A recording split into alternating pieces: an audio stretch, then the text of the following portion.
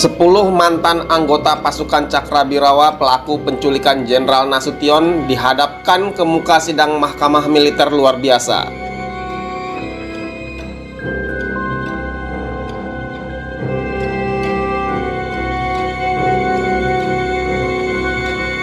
Sembilan orang dijatuhi hukuman dengan vonis yang beragam.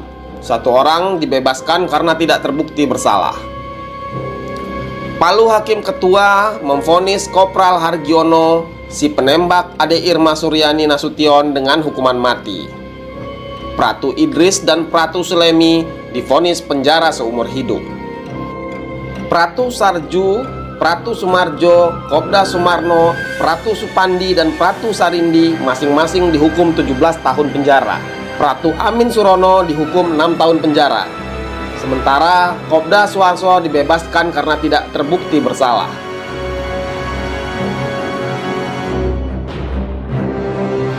Hargiono, Idris, dan Sulemi terbukti bersalah melakukan percobaan pembunuhan dan penculikan yang telah direncanakan, serta menghilangkan nyawa orang lain.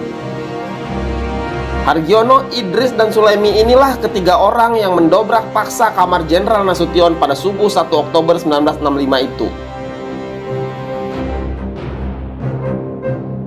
Saat pembacaan vonis persidangan pada 10 Mei 1967, terlihat pemandangan dramatis sekaligus aneh. Sang Hakim Ketua, Letnan Kolonel CKH Sunarko SH, terlihat menangis terseduh-seduh saat pembacaan vonis tersebut. Nampak sang hakim tak kuasa menahan emosinya saat membacakan putusan vonis para serdadu rendahan ini. Barisan kata-kata dalam surat vonis itu seperti sangat menyakitkan bagi sang hakim. Dia tak mampu menyembunyikan kegundahan hatinya. Saat bibirnya membacakan keputusan, air matanya bercucuran. Ketua hakim itu menangis terseduh, sementara 2 hakim pembantu lain di sisinya terlihat lebih tegar. Suasana sidang saat itu diliputi keharuan. Para prajurit rendahan ini harus menerima hukuman maksimal karena menjalankan perintah atasan mereka.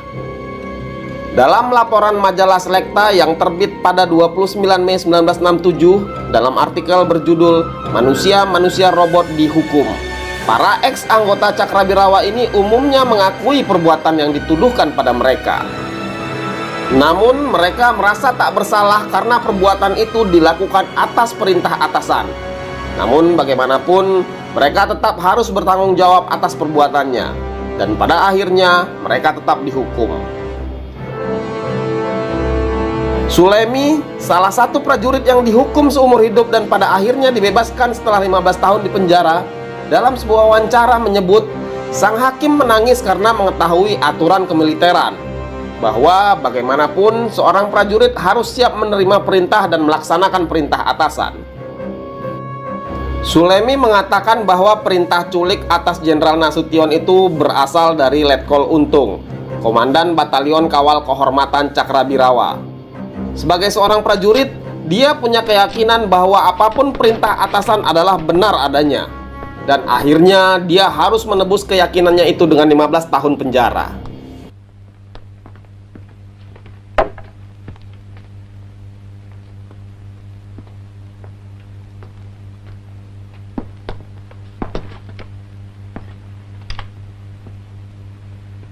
Cakrabirawa. Cakra.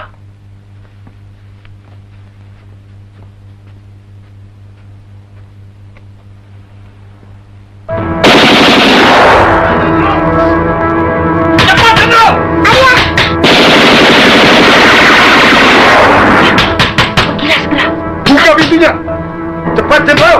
Buka!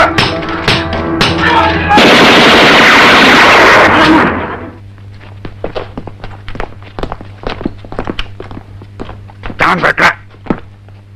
Telepon sudah diputus.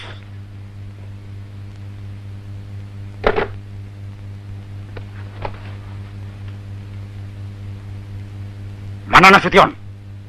Pak Nasution, beliau di Bandung. Sudah 3 hari di Bandung. Kalian datang ke sini hanya untuk membunuh anak saya. Selain Sulemi, nasib Sersan Bungkus juga lebih baik dari prajurit-prajurit Cakrabirawa lainnya. Penembak sekaligus komandan penculikan Jenderal M.T. Haryono itu akhirnya dibebaskan pada tahun 1999, setahun setelah Soeharto lengser dari kursi presiden. Lalu bagaimana nasib para serdadu rendahan lainnya? Sebagian besar dihukum mati setelah dipenjara kurang lebih 25 tahun.